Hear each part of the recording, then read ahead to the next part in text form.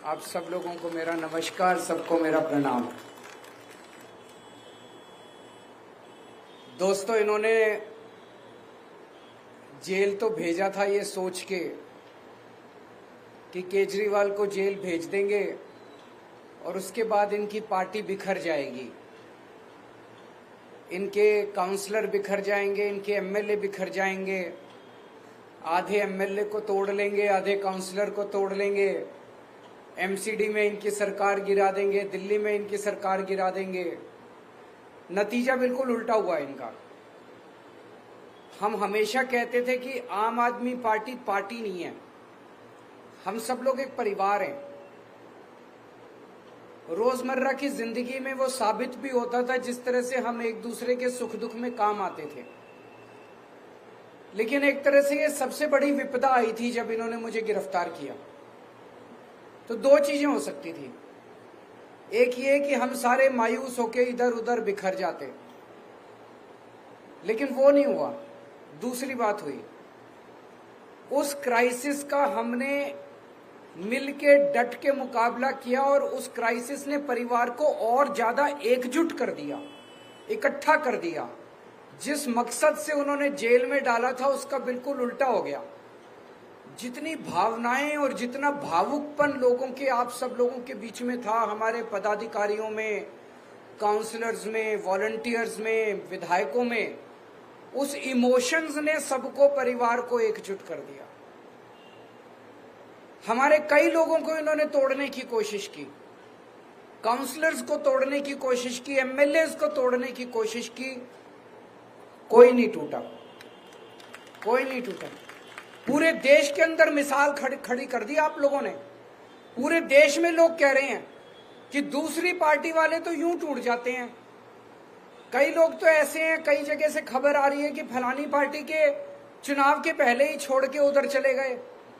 हमारे वाले पूरी कोशिश के बावजूद न पैसे से बिकते, न ईडी के डर से छूटते, कोई तो तोड़ ही नहीं सकता हमारे वालों को। इसके लिए मैं आप सब लोगों का बधाई देना चाहता हूं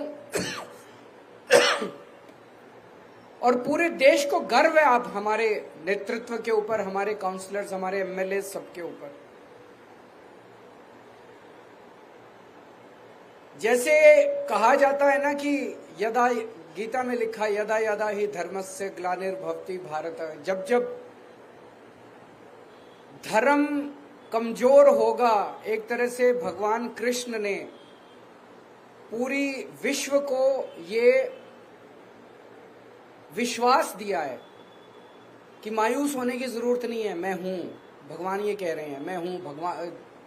वो ये कह रहे हैं कि जब जब पृथ्वी के ऊपर धर्म कमजोर होगा और अधर्म बढ़ेगा, तब तब चिंता मत करना, तब तब मैं प्रकट होऊंगा। मैं जन्म नहीं दूंगा, मैं प्रकट होऊंगा। भगवान दो तरह से प्रकट होते हैं। एक तो वो भगवान श्री राम के रूप में प्रकट होते हैं, भगवान श्री कृष्ण के रूप में, तरह तरह के रूप धारण करके स्वयं प्रकट होते हैं। और दूसरा वो परिस्थितियों के तौर पे प्रकट होते हैं। परिस्थितियां ऐसी पैदा कर देते हैं कि आपको अपने आंखों से भगवान दिखाई नहीं देते, लेकिन आपको अचानक लगता है यार ये कुछ तो हो रहा है, कुछ तो हो रहा है, कि सब कुछ ठीक होने लग गया है। जैसा भी कई लोगों ने, आपने कहा कि 3 महीने पहले तक ये लगता था यार इनकी तो 400 से ज्यादा ही सीट आएंगी।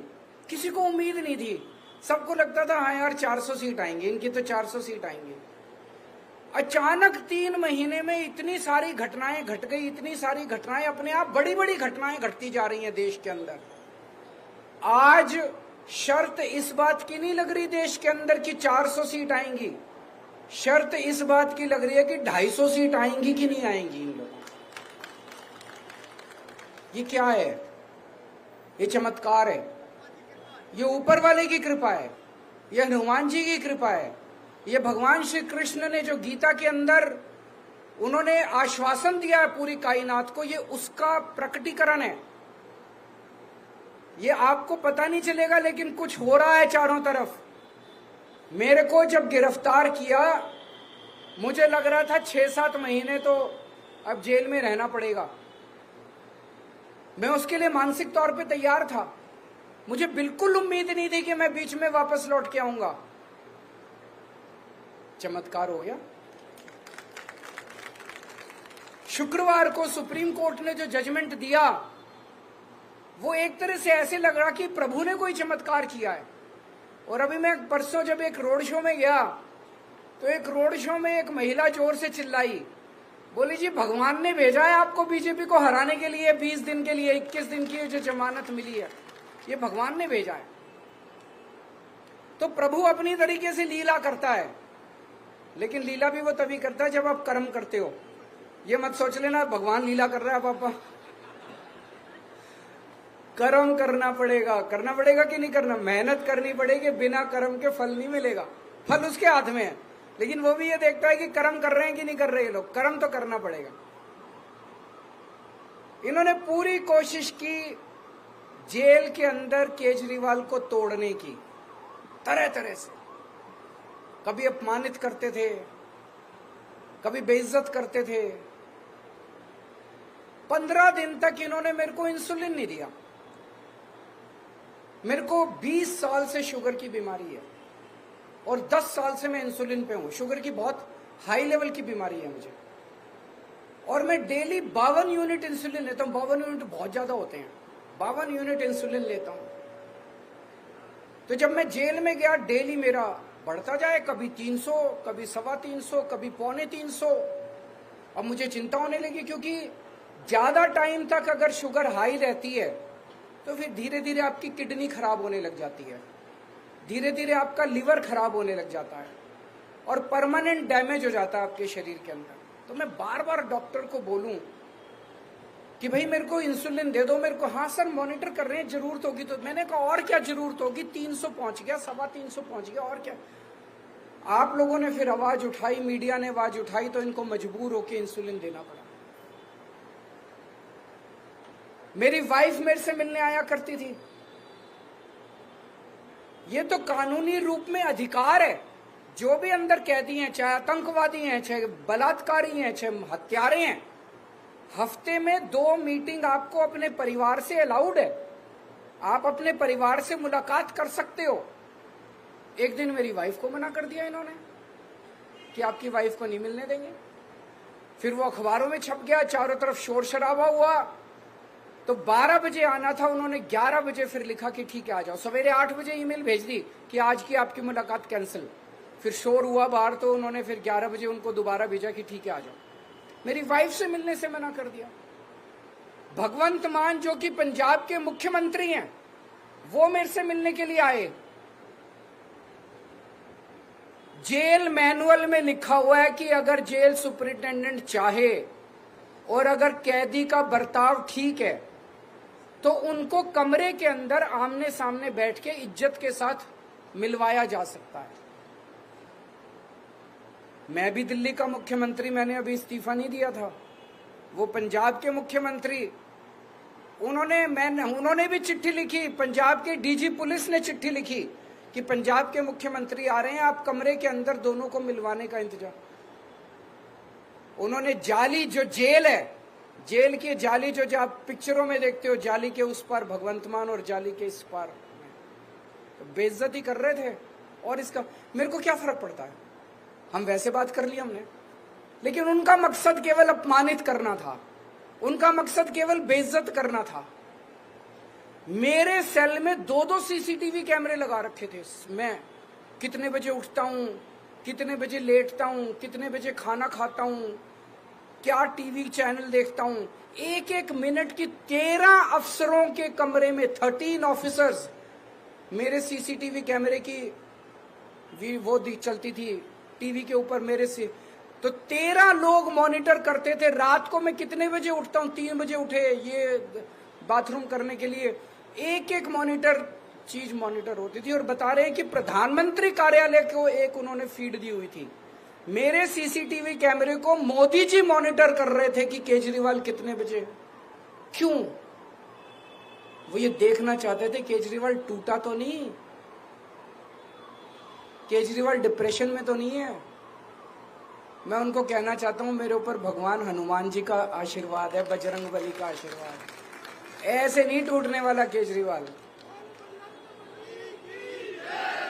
ऐसे नहीं टूटने वाला केजरीवाल। इनको लगता है यूं ही टूट जाएगा, ऐसे नहीं टूटने वाला केजरीवाल। बड़ी तो एक तरह से खुंदक निकाल रहे थे पर्सनली। ये कोई भ्रष्टाचार का केस थोड़ी है।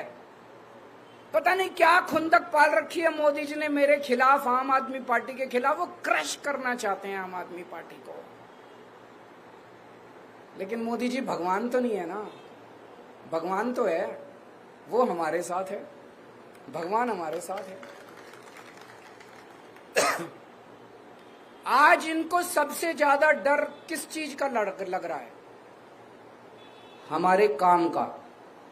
आज अगर हमने अच्छे काम नहीं किए होते दिल्ली में, ये 2 मिनट में हमें क्रश कर सकते थे।